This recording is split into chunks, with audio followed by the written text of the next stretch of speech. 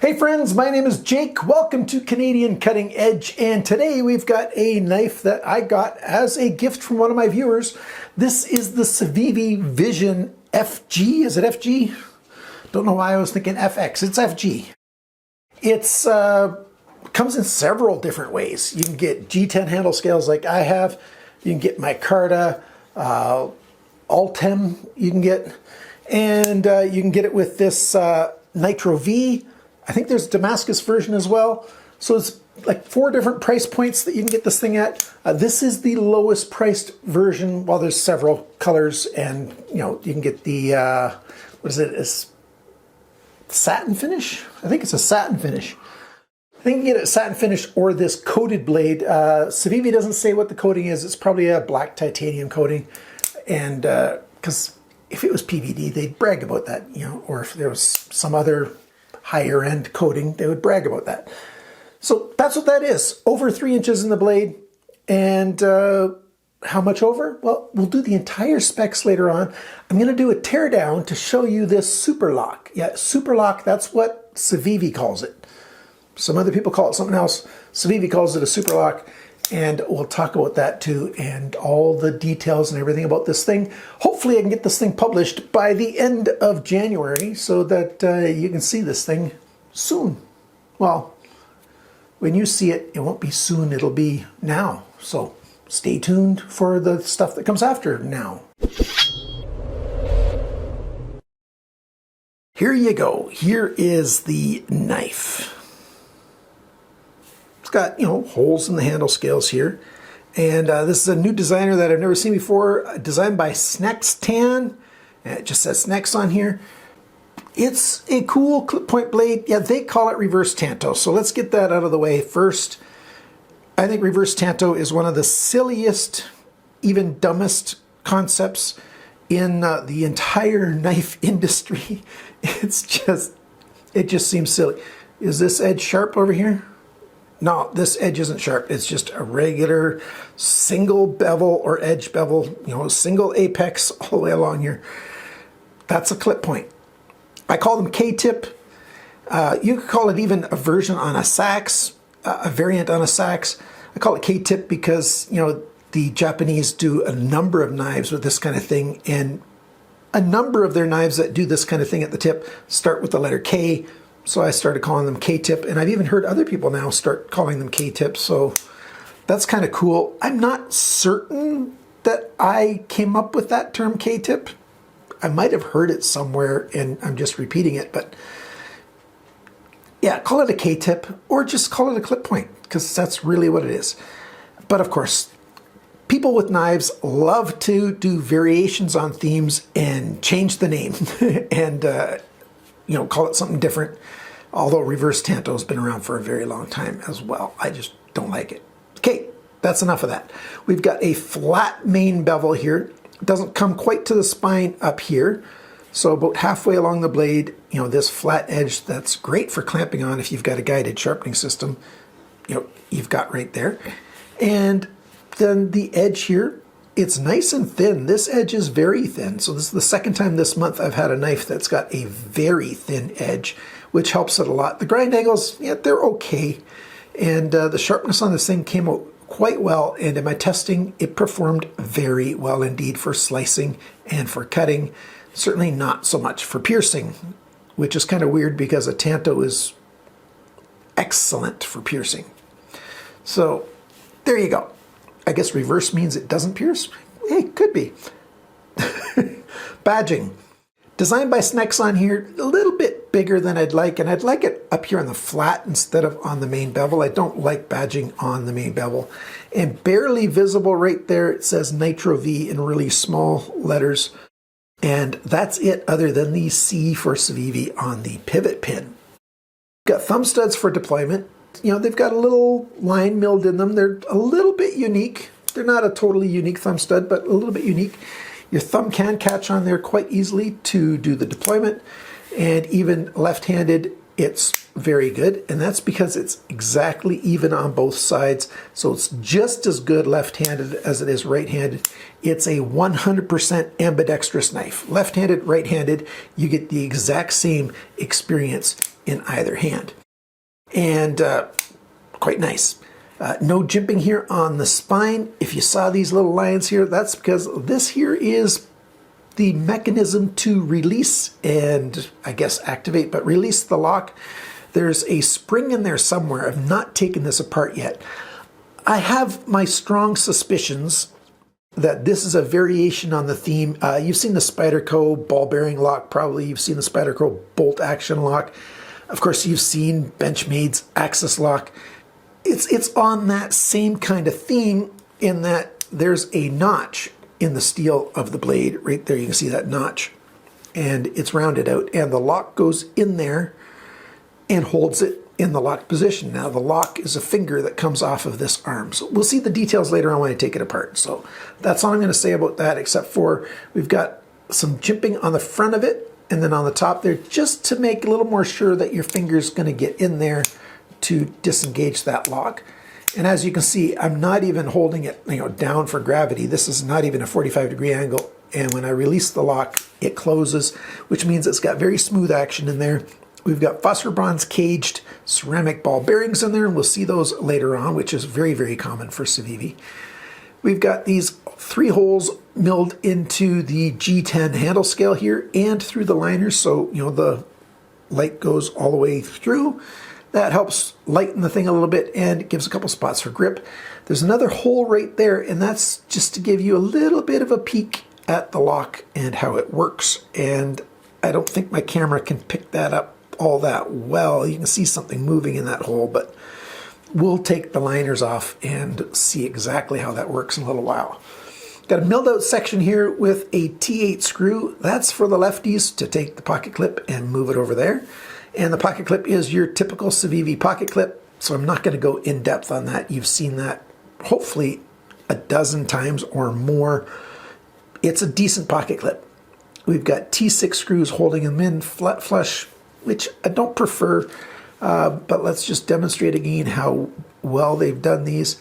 There's almost no play. I'm trying to wiggle it back and forth. There's very little play in those screw heads, so that's a good thing. At least when you've got good quality screws, there's very little play. So there's that. Might as well show off the T8 here on the pivot pin then, doing the same thing. That's very tight indeed. Not too tight. It's tight like you like it to be, so that you've got very little chance of stripping out these screws because they fit in really well. All right, we've got liners that are skeletonized. We've got that lock in there, and I think you want to see it, don't you? Well, let's take a handle scale off. I guess I'm going to have to do a T8 on this side, a T8 and a T6 on this side to get it off the way I want. I'll do that off camera. Okay, here we are. And yeah, this is my first time seeing it apart, and it's exactly what I thought it was going to be.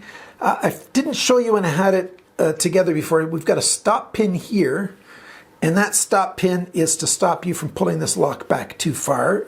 Let's put it over here now. It goes right there. Focus up here. There we go. So there's a stop pin right there, and this arm goes back, and it has to stop by the time it gets there, if you can get it that far. There's a spring right there that's pushing this whole arm forward, and so it just slides on the back here, just like the bar of an axis lock does. And then when it comes all the way forward, that arm or finger or whatever projects in, and so it holds it. So we've got a stop pin here, we've got a guiding pin here, we've got a stop pin back here, we've got a, I don't know what you're going to call it, a holding pin back here, just holds onto both of the liners on both sides, holds the spring in place, and stops everything from moving around. And then we've got the ceramic ball bearings in here. So it's a very simple lock system once you recognize it. It's common on a theme. When you close the knife, there you go, the spring's pushing forward again. And now this is a stop pin on the blade to stop the cutting edge from impacting anything. So that is a stop pin as well. So we got 3 stop pins. It's a guiding pin on one side and a stop pin on the other side. And everything holds in there really well. It's a good design. I think I really like that. and it's well made. Yeah, nothing wrong with that. And I'm going to clean this up a little bit, and I'm going to re-lube it, but that's how it's designed to work. Everything's rounded, the liners are rounded. So it did leave a little bit of a trench in here where junk can gather up, but hey, it's well done, nicely rounded. And yeah, the G10's got a nice chamfer on it, comfortable grip. These screws have just a tiny bit of thread locker on them. By the way, the ball bearings, what do we got? We got 3, 6, 9 ball bearings on each side here. So in their phosphor bronze cage. I'm going to take it all the way apart though. I'm going to take this blade out, but I'm going to leave that right where it is. The grease here for the spring on both sides, I'm not going to wipe any of that off. I'm just going to wipe off inside the pivot and re-lubricate the ball bearings. I'll put it back together again, and then just before I do the measurements, I'll cover a couple of things that I realized I forgot. I was so interested in taking this thing apart for you guys and showing you the lock, I forgot a few things, like balance point is just about over that first hole, which I wish it was a little bit further over here, but it's okay, it's not bad. You've got a forward choil basically because of this long sharpness choil, which there's lots of room for you to get a finger up there and grip it. So I didn't talk about how you grip it at all. Very comfortable with that chamfer that I did mention. Even a reverse grip, comfortable with that angle back here. And Bandit's trying to get out. No, you gotta wait, buddy. It's not lunchtime yet. And yeah, it's nice that way. Blade play, nope. Nice and solid. Lock up, very solid. No movement. Slightest moving around. Very, very slight. I can barely perceive it. And alignment, very well done. Hopefully you can see. There we go with the light hitting it that way. It's just right down the middle, just like it should be. Smooth action, comfortable, and it's fidgetable. It's quite fidgetable. Okay, maybe I over-lubed it. Now it wants to bounce. I think, well, I didn't over-lube it. It's just more lubed. It's slipperier now in the pivot than it was.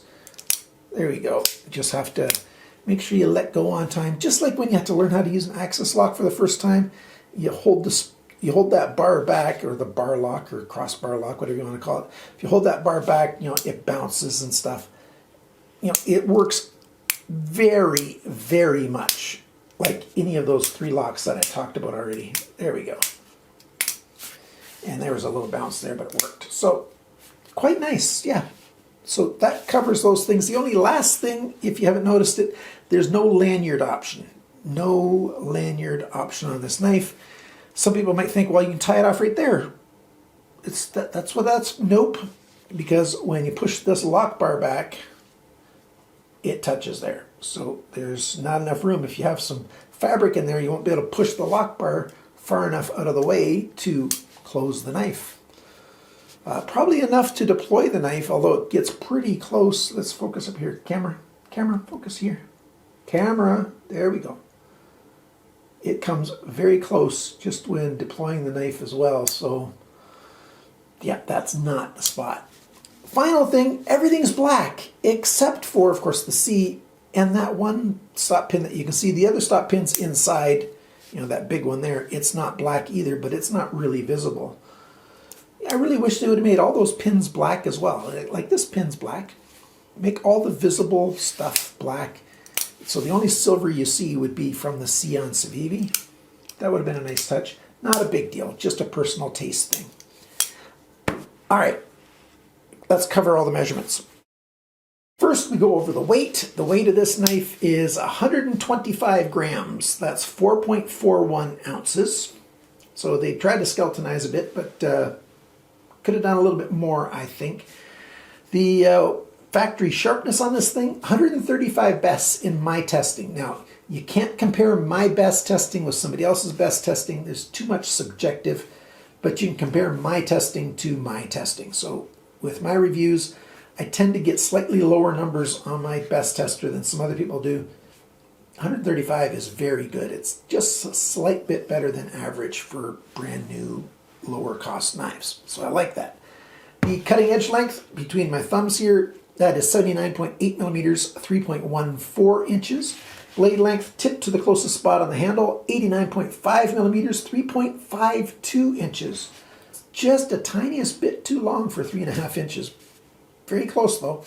The thickness of the blade with the coating on it, 2.89 millimeters, 0.114 of an inch. So just a little bit between 1/10 of an inch and 1/8 of an inch. So pretty nice for this style knife. The blade depth, this way the widest point's 28.0 millimeters, 1.1 inch. The thickness behind the grind, so that's where the black spin wore off, that final apex there. How thick is the steel just where the coating starts? 0.35 millimeters, which is 13.5 thousandths of an inch thin. That's nice and thin. That really helped it slice well. Grind angles, this side's got an average grind angle of 21.7 degrees. This side's got an average 21.4 degrees. 22.2 degrees, 20.6 degrees, which is 1.6 degrees of change. This side's got 20.9 degrees to 22.5 degrees up there. Again, 1.6 degrees of change. So it's fairly well sharpened for being, quickly hand sharpened in a factory. The next thing is the handle length, not counting, the blade sticks out a little bit extra here, just the G10 length here, 111.7 millimeters, 4.39 inches. The grip area, if we call it between my thumbnails here and don't use that forward choil, it's already just over 90 millimeters, a little over 3.5 inches. So most hands are going to find this very easy to grip. And then you've got that sort of forward choil thing there as well, which is quite nice. The thickness of the handle scales on the G10, 12.1 millimeters, which is 0.476 of an inch. The handle depth, the grip that's widest is right here using this lock mechanism here, makes it wider. 27.6 millimeters, 1.08 inches. And when the knife is closed, the widest point is in the same area. 35.0 millimeters, 1.38 inches. And the total length of this thing, 201 millimeters, 7.91 inches. So almost 8 inches, 3.5 here, 4.5 here roughly. Pretty good proportions. What does this knife cost? Well, in the United States, most stores, the G10 version is listed at $78.20, and I think that's mostly because you got a unique lock and they're trying to, make some money off of that. You take off 10% when you shop at White Mountain Knives, and you got this for $70.38. And the prices go up from there, up to $99 for the Damascus blade version. And the Ultim one is a little bit less, 10 bucks less roughly, and you save 10% on all of those, so that's kind of good. In Canada, you pay about a 15% premium, and if you're buying this from Canada, I'd suggest to buy it in Canada. Crossing the border, this thing is probably going to get confiscated. And in Canada, it starts for the G10 version at $109.99 at Blades Canada, and it goes all the way up to $140, $139.99 for the Damascus version. And what is there, 7, 8, 9 versions of this knife? So you should be able to get it in the color you want, including the new Ultim handle scales. That's a new to knife handles material that it comes in this sort of golden honey kind of color, just various different shades of that color. The properties of that material are such that that's the color it comes in. Otherwise, it's not Ultim, so you get that one color choice. So if you're waiting for another color of Ultim to come out, you're going to be waiting. So enjoy your wait. What do I think of this knife? I don't think it's worth the price premium. Do I like this better than, say, an Axis lock for deployment and stuff? Yeah, because I only have to move one finger. I don't have to move a finger and a thumb. I know you can do it with one finger on a really good crossbar lock when it's working properly. So it might be a little bit better than that, but it's nice. I'm just not into getting a knife for a lock feature because it's a different lock feature. Is this lock feature stronger than other locks? I don't know, maybe. I guess it largely depends on the material that little finger, that goes into here is made out of. I doubt that it's going to bend very easily. I'm thinking this is probably steel. It might be aluminum. I don't know because it's got that heavy coating on it. But you know, you can get hardened aluminum as well. That's nice and strong. I think it's probably just a stainless steel though. Maybe the details were on the website and I didn't see it. If it is, I'll put text on the screen here or up here or something. It's a good design. I like thumb stud knives. I like, you know, I can get forward grip here with this finger without getting too close to that cutting edge. I really like how thin this edge is here. That's really well done. You know, if I had my druthers, I probably would have got one with the satin finish instead. I just don't like coated knives, and I'm not terribly fond of all black, but some people are. Some people really like it. And, you know, there you go. It's quite nice. Thank you so much for watching my video. Thank you to those who support the channel monthly. And I'm going to do a giveaway draw in just a couple days' time once the new month is here, because one of my financial supporters is going to win a knife of their choice that I reviewed in the previous month. And it looks like I'm going to have to draw a new winner for January, January as well. So there's probably going to be 2 winners announced early next month, late this week, maybe early next week. We'll see. And remember, friends, always cut towards your chum, not your thumb.